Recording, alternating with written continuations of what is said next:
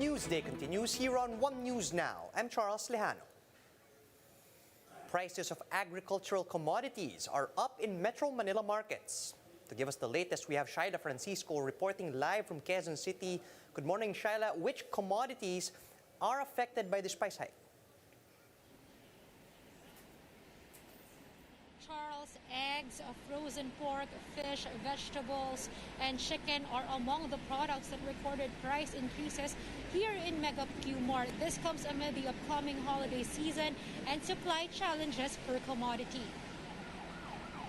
Prices of lowland vegetables, or those used to make pinakbet, are more than double now as harvest in some areas had just ended.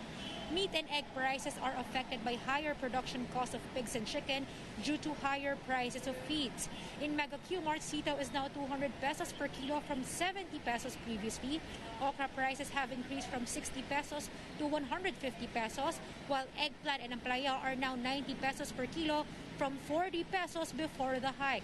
Meanwhile, prices of egg trays are up by 10 to 30 pesos. Chicken prices increased by 10 to 15 pesos, while tilapia, bangus, and galunggong are also 20 pesos higher. Retailers of local pork, meanwhile, have decided to lower prices by 20 pesos, even with higher production, to somehow increase their sales this season. The DA is also looking into prices of frozen pork as prices got higher. The department says prices should now be lower as gasoline prices are going down for succeeding weeks. Overall, the agency says supply of commodities for December is enough and there are alternative sources in other regions. Charles, the DA says they will check with other regions, will check the production costs with the farmers to see how they can lower prices. The target is to at least maintain the current level or the current prices in markets. Charles? Thanks for that, Shaila. That's Shaila Francisco reporting to us live from Quezon City. Senatorial aspirant and former Chief Presidential Legal Counsel Salvador Panelo reveals that President Duterte will endorse a new presidential bet soon. On One News' The Chiefs, Panelo said Duterte will announce his new presidential bet, but noted that it might not come from the current lineup of candidates. Panelo says this can only happen if the COMELEC decides to extend the deadline for substitution of candidates. However, the former palace official admits that there's no guarantee that the poll body will do so. Well, yun ang sinabi ni Presidente na meron siyang i-endorse. Para sinabi, maghintay lang. Ilan na naman sila kasi hindi na pwedeng, wala nang bagong pwedeng mag-file ng COC. Alam mo, pinag-aralan ko yan. Pwede sila mag-substitution. Kasi while the deadline is already off. Yes, sir. But that can be extended. Kasi yung fixing of the filing of substitution, the deadline, sabi ng Supreme Court, yung COMELEC has the authority. Yes, sir. Only because of the printing. COMELEC can move that. Kasi parang unfair naman sa isang party if you deprive it with representation. Panelo also dismissed reports that President Duterte is eyeing to withdraw from the senatorial race. This follows the claim of Manila Mayor Isko Moreno's campaign manager, Lito Banayo, that the president is, quote, not serious in his bid for the Senate in 2022. Dahil ang training niya lawyer, tama-tama yung maging member ka ng Kongreso. Nasa tao naman yun eh. Pero yun eh, haka-haka lang yun eh, sa party niya, speculation. Let's wait for the president. If he, as speculated by him, he would withdraw. Wala naman siyang sinasabi. The Senate is set to convene the Committee of the Whole next Tuesday to start an inquiry into the large-scale smuggling of agricultural products in the country. According to Senate President Tito Soto, his office has documented 25 smuggling operations of some agricultural food products, amounting to 1 billion pesos. The committee will be inviting Customs and Justice Department officials and representatives from farmers groups and the trucking industry. The Philippine Bar Association is offering free legal aid to the 7 media outlets that Energy Secretary Alfonso Cusi is charging with libel. Mobile journalist Pamela Vasquez gives us the front seat to the story.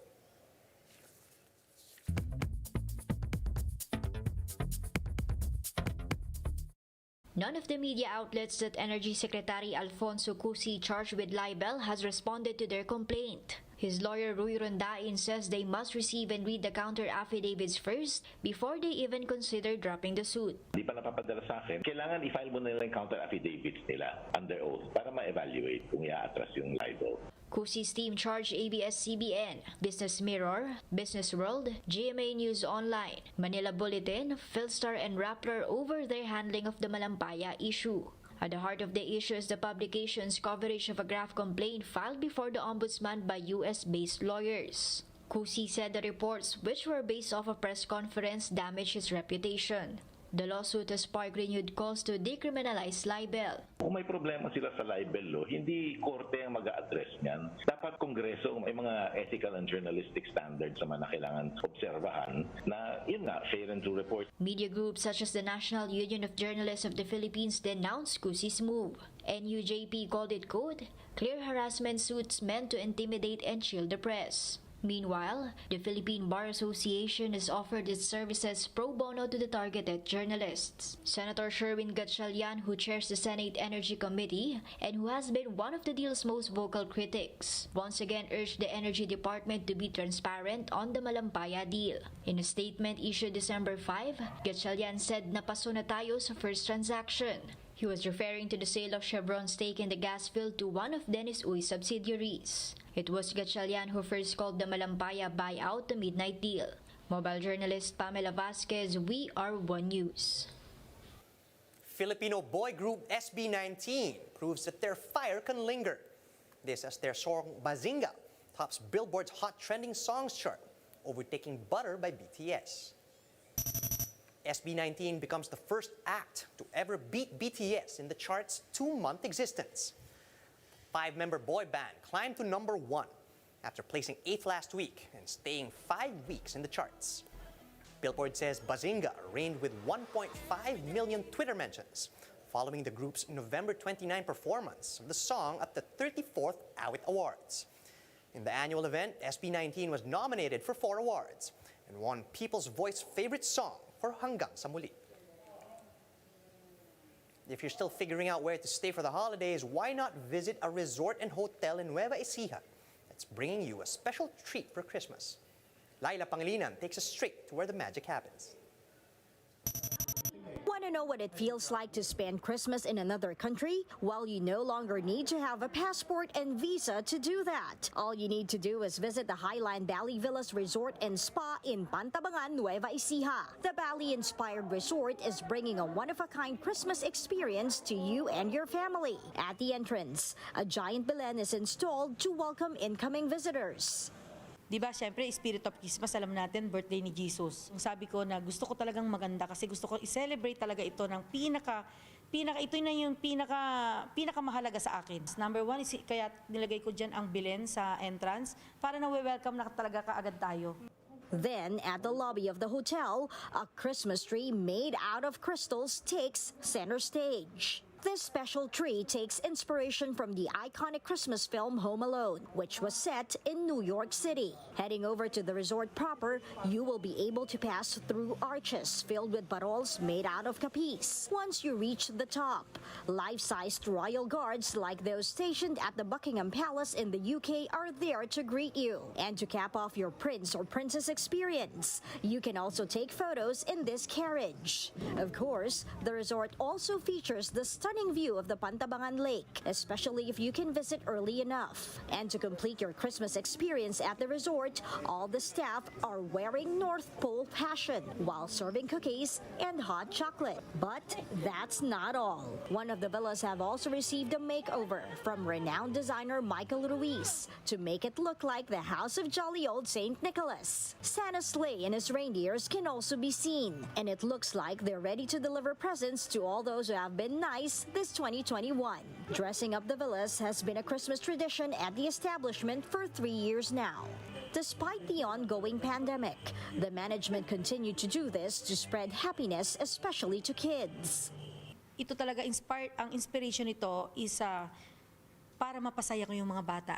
Yung mga magulang, yung mga na nakikita natin, di ba, naging trauma naman sa ating, na-trauma ang mga bata, na-depressed din naman ang ating mga mga karamihan na mga parents talaga, no? Ito man lang ay talagang ma-contribute natin sa mga sa mga guests natin na mapasaya natin sila. Yun naman talaga yung goal natin. Talagang importante may ngiti na nalalabas ang guest natin kasi even kahit sabihin mo nag-walk-in lang sila, 2 hours lang sila nag-stay inside the resort, paglabas nila may smile.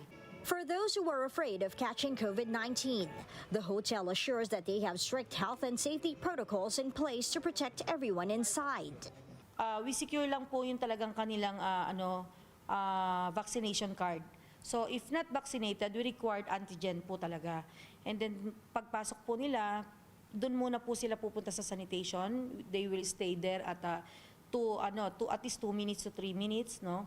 Tapos hanggang nagsasign sila. Visitors only need to pay 300 pesos to witness the spectacle at Highline Valley Villas Resort and Spa. For those who want to dine in, your vaccination card and 500 pesos would definitely go a long way. And if you want to have the full Bali-inspired villas experience, you may book an overnight stay at the hotel. For News 5, Laila Pangilinan, we are One News. Here's a quick look at some of today's headlines. The Presidential Task Force on Media Security has launched a probe into the killing of Pampanga-based journalist Jess Malabanan.